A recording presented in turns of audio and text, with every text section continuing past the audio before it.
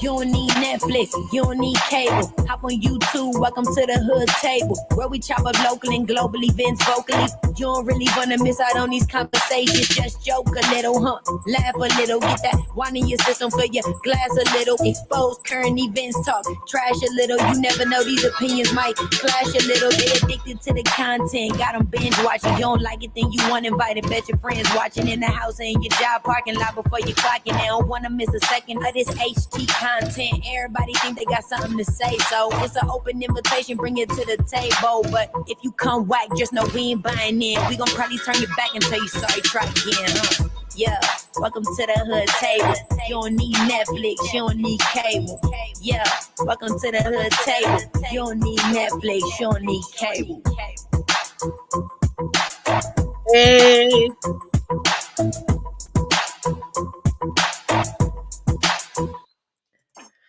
What up, everybody? What up, hoodies? Welcome back to the hood table, everyone.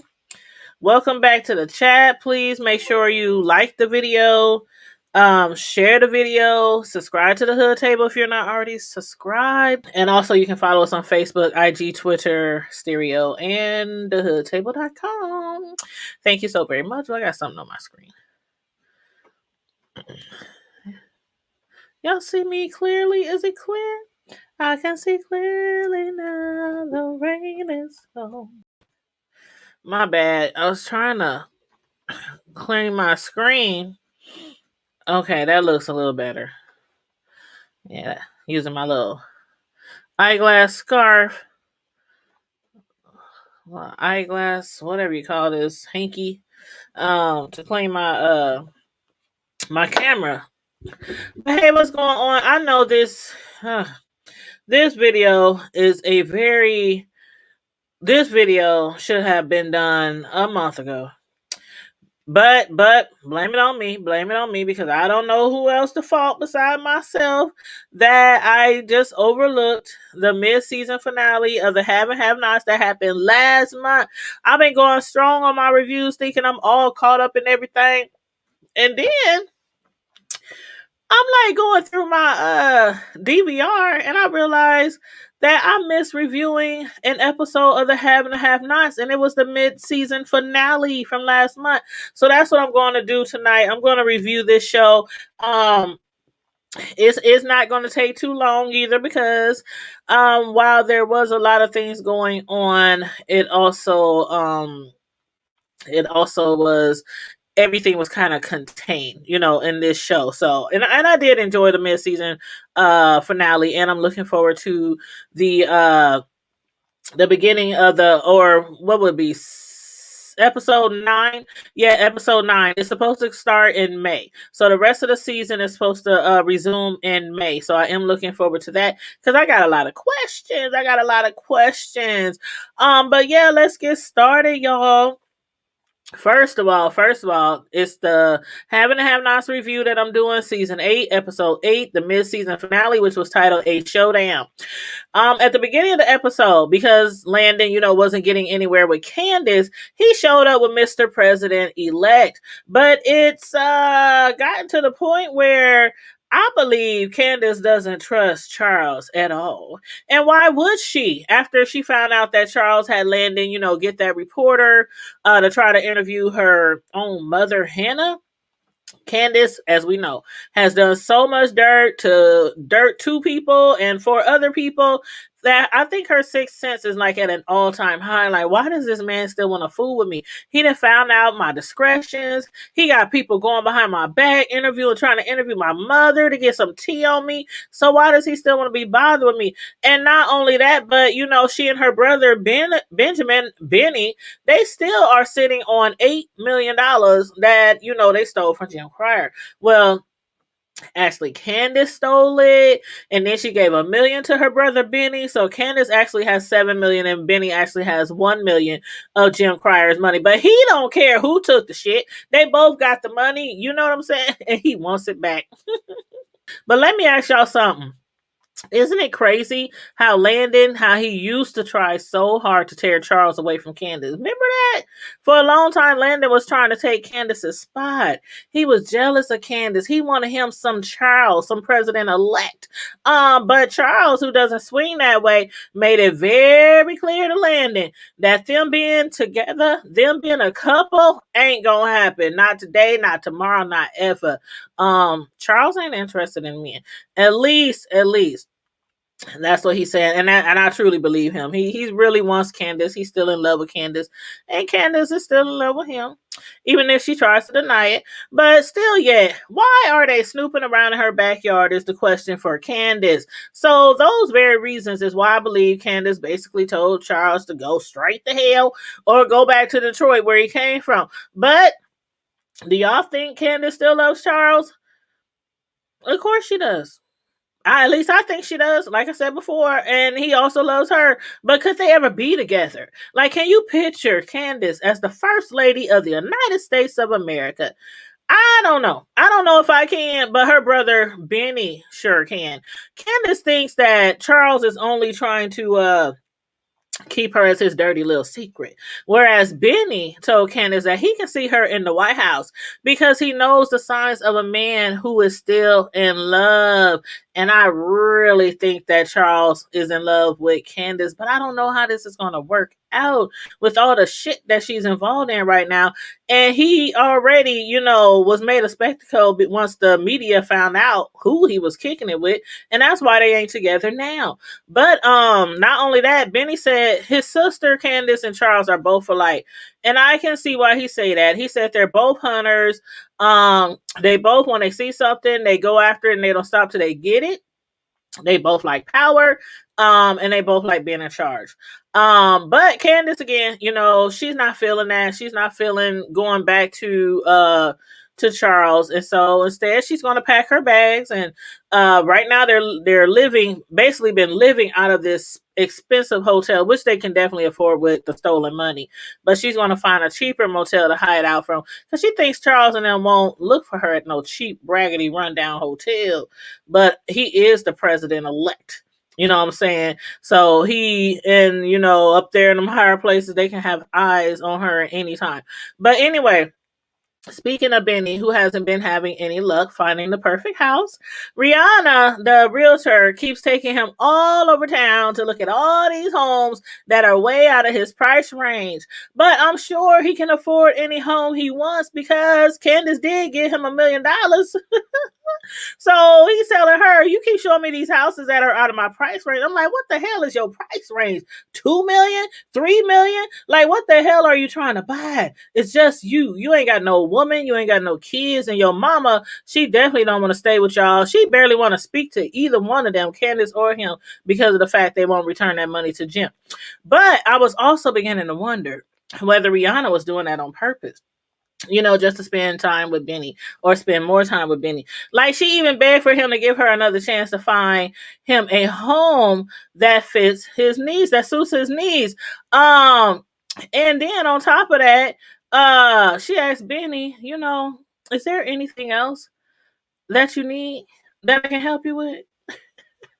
But as soon as he started to respond, she cut him off. She cut him smooth off because Benny was already flirting with her. I mean, he was just outright flirting with her and everything, trying to, see how far he can go or whatnot. He's interested in the house, of course, but I think he's interested in her as well. He can probably do without the house.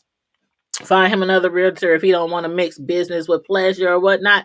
But Benny, he still doesn't know who she is. And I wonder if he had any idea of who she really is. Will he still be flirting with her? Will he even be doing business with her? Like, period. Like, I don't know. Y'all let me know if he would still be interested with her, be trying to holler at her, flirt at her, if he really knew who she was. I don't know.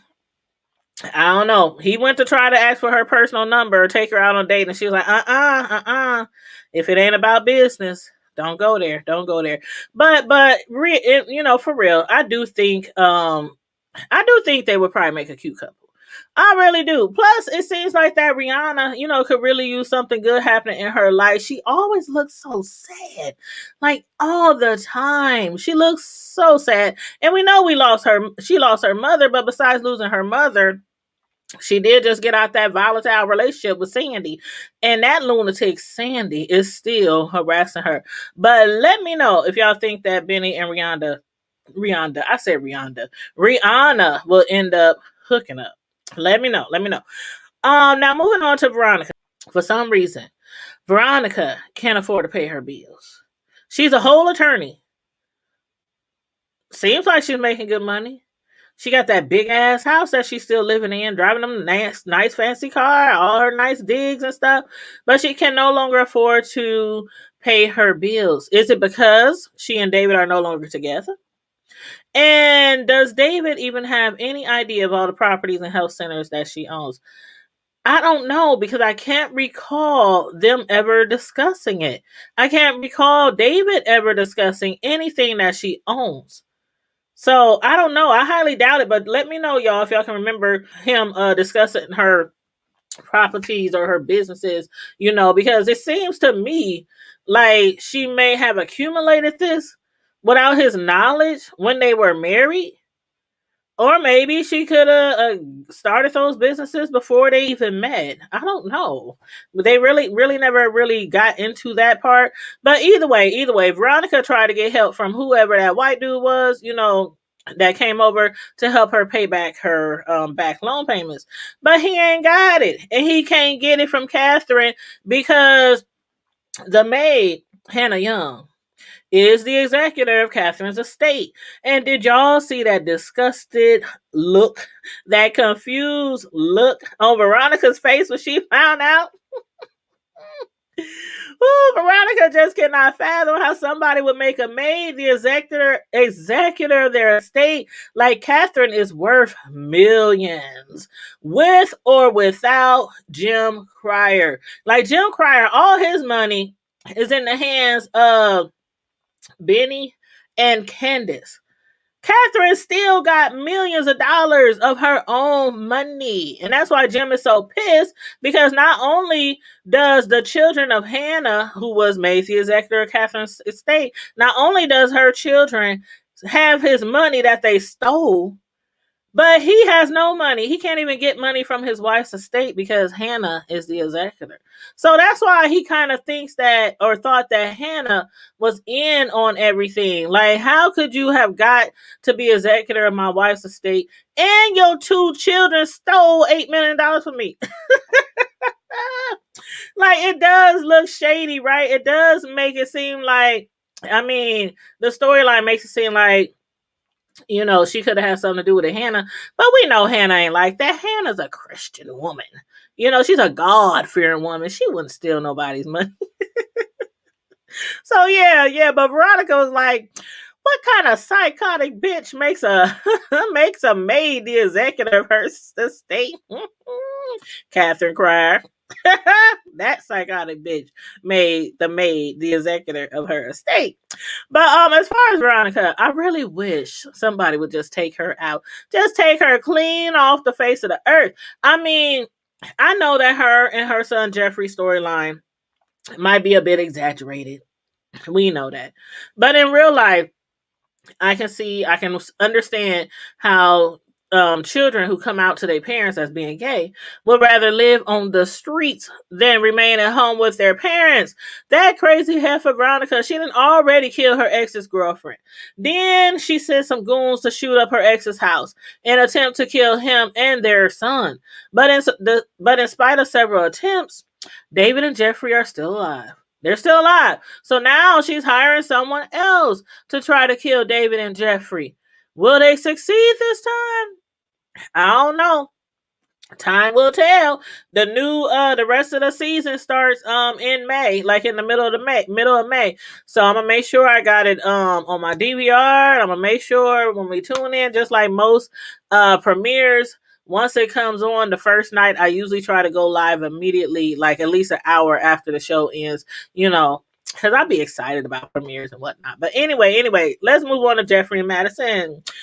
After Madison came home from his shift at the hospital, he was greeted by Jeffrey. Jeffrey wanted to spend some time with him and get to know him a little better. And suffice it to say, this does happen a lot. During this age that we're in, people, they tend to spend more time in the bedroom after they meet than really try to get to know each other. Nobody likes to take it slow anymore. Nobody likes to go on dates anymore. Nobody likes to, it's like, okay, we meet, we hook up, especially if it's online. You meet, you hook up, you have sex, and who knows where it goes from there. But anyway, why was Madison so defensive?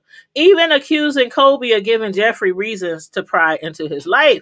Madison was like, why you all of a sudden want to know about me and my family?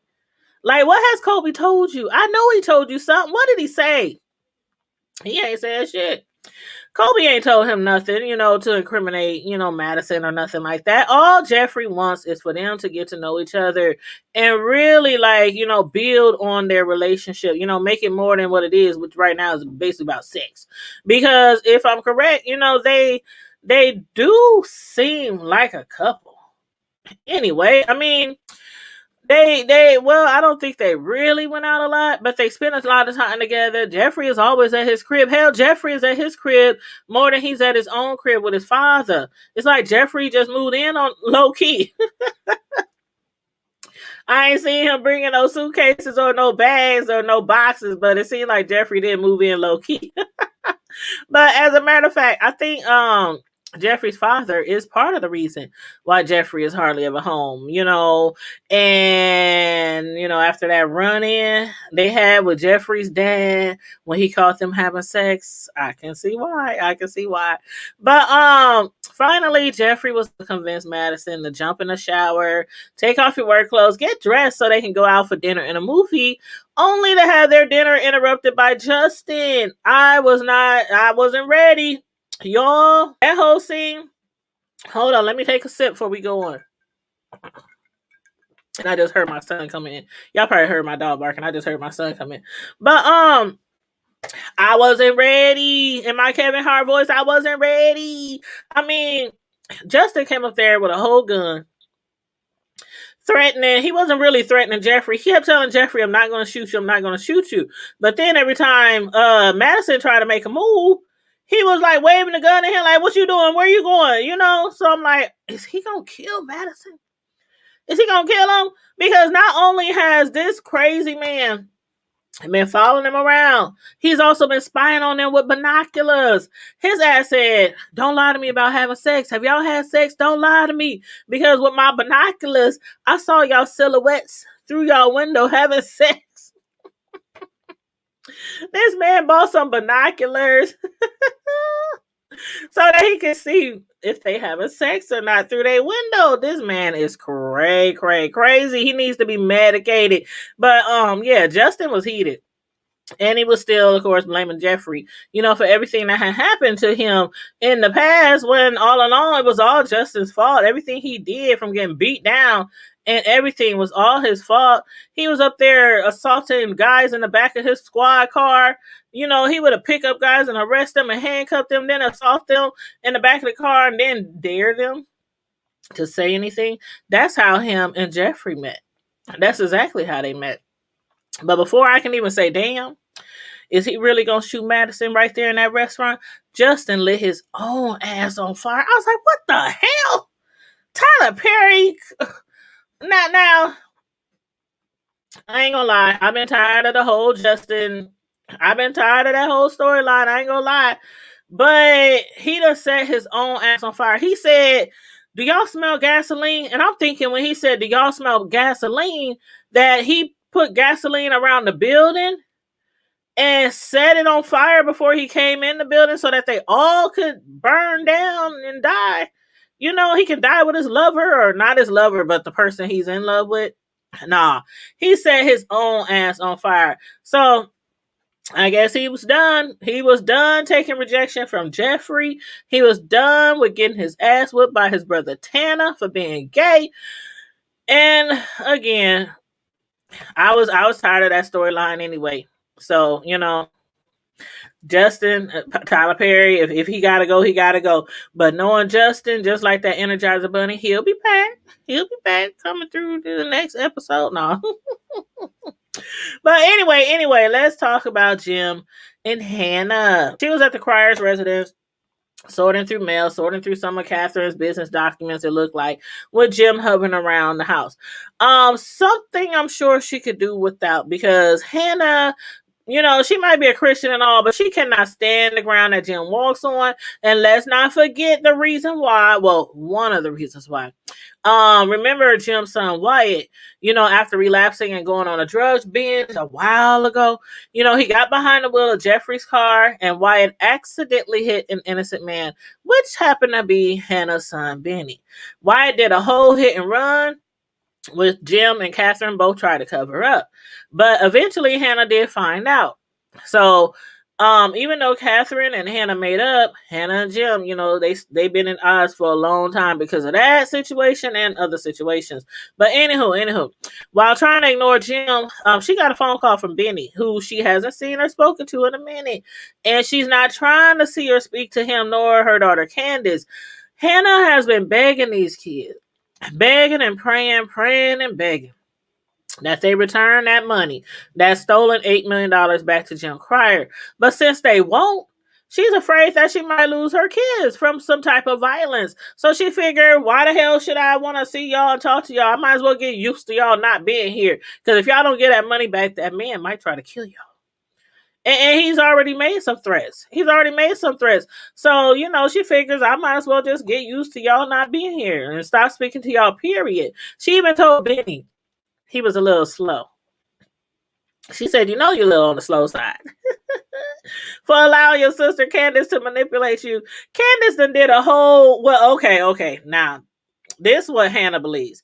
She believes that Hannah done did a whole reverse psychology on Benny. Because Benny's under the pressure that he talked his sister into keeping the money, right?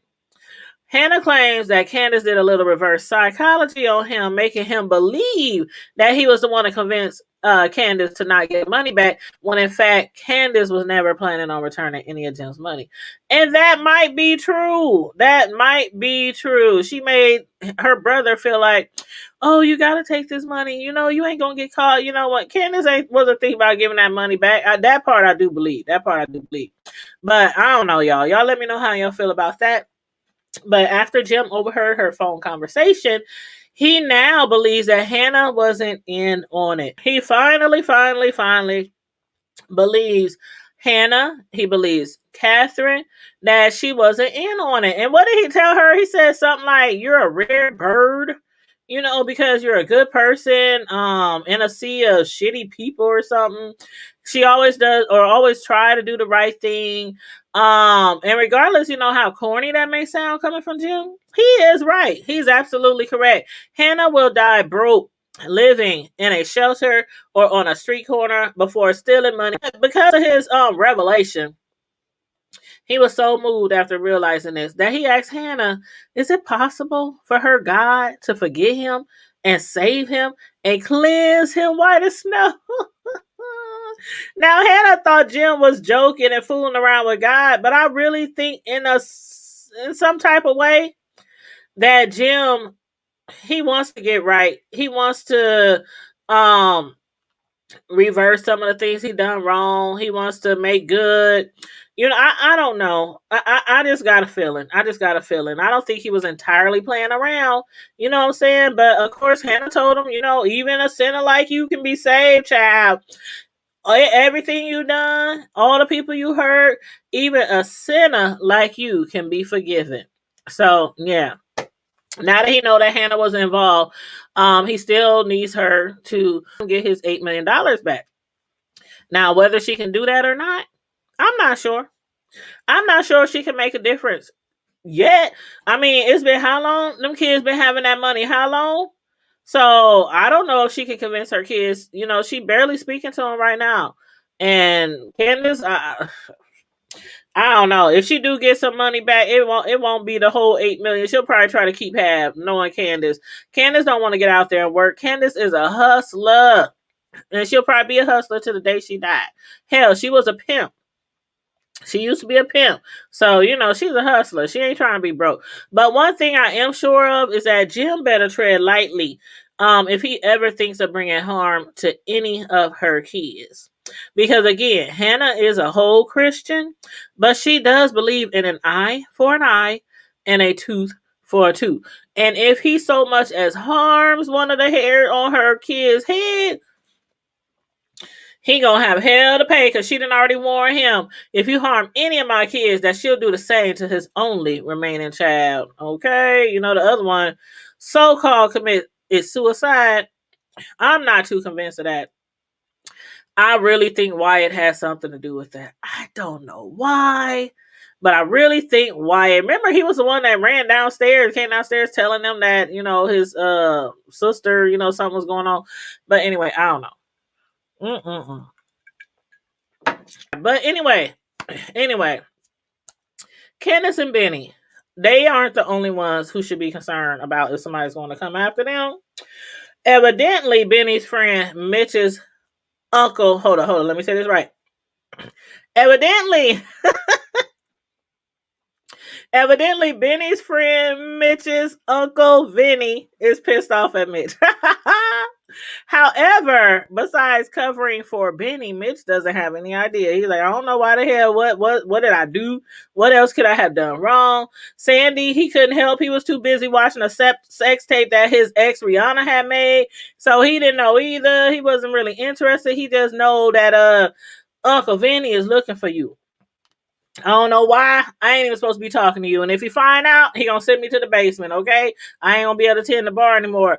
But Sandy, how did he get a tape of his ex rent? That's my question. How the hell did he get a copy of Rihanna's sex tape? Especially if Sandy isn't even on the tape. Mitch was like, oh, y'all made a sex tape together? He said no. But Rihanna did. So he is watching a sex tape of his ex-girlfriend having sex with somebody else? Like, who does that? I'm not trying to watch no sex tape that my ex made with somebody else. And I'm like, did she give it to him? Did he steal it? I don't know. Either way, I have a feeling that she is going to regret the day that she made that tape. Because did you see his eyes when Mitch was talking about, why are you still, pressed about that girl? He was like, she will always be my girlfriend. And he means that too. He done already made threats to her. He means that. Then he was pissed. Remember, he was pissed when he found out that she had an abortion? I expect in the when the rest of the season starts, like, episode 9 is supposed to start in May. So this is just a mid-season break, like Tyler Perry likes to do with a lot of his shows. So beginning in May will be episode 9, and it's going to be 8 more episodes. And then it's going to be the end. No more to have and have nots. 8 seasons, and it's a wrap. It's a wrap. And I must say, I did enjoy the roller coaster. I enjoyed the ride. But, a lot of the storylines are kind of played out, kind of tapped out. So, moving on, but Tyler Perry has a lot of other shows that are still on that I review from Ruthless. I even created a Facebook group for Ruthless Child. We be in there talking about that show. I think we got like 400 or 450 members in that Facebook group right now. But yeah, I have the Hood Table Facebook group, and then I have a Ruthless Facebook group. But anywho, whoo, child, this episode was really, really good. But my questions for you guys is, do you think Justin will die, or do you think by some miracle somebody have a water hose and and get soak all that fire off of him, put the fire out? And also, do you think that Veronica will go through with trying to kill her husband and her son? Well, the son that she says she doesn't have, she don't claim Jeffrey. She don't claim him. She hasn't claimed him in a long time because he won't stop being gay. He won't stop being gay. As far as Candace, do you think that she will give the president-elect Charles another chance? Can you see Candace as the first lady of the United States? Kenya? Mm-hmm. And do you think that Jim will ever get his money back, or do you think he will, I don't know, try to harm Hannah's kids herself, or send some goons to harm them? I have a lot of questions. So I hope that these last 8 episodes are really, really good. I hope Tyler Perry, ends this show on a bang. You know what I'm saying? So, but anyway, that's all I got for the mid-season finale review. I hope you enjoy. Please like the video, share the video, and if you're new over here, please make sure you subscribe to The Hood Table on YouTube, Facebook, IG, Stereo, and our website. You can follow us on there too, thehoodtable.com. And in the meantime, in between time, stay safe, be blessed, always remain vigilant, and don't forget, keep it hood. Bye.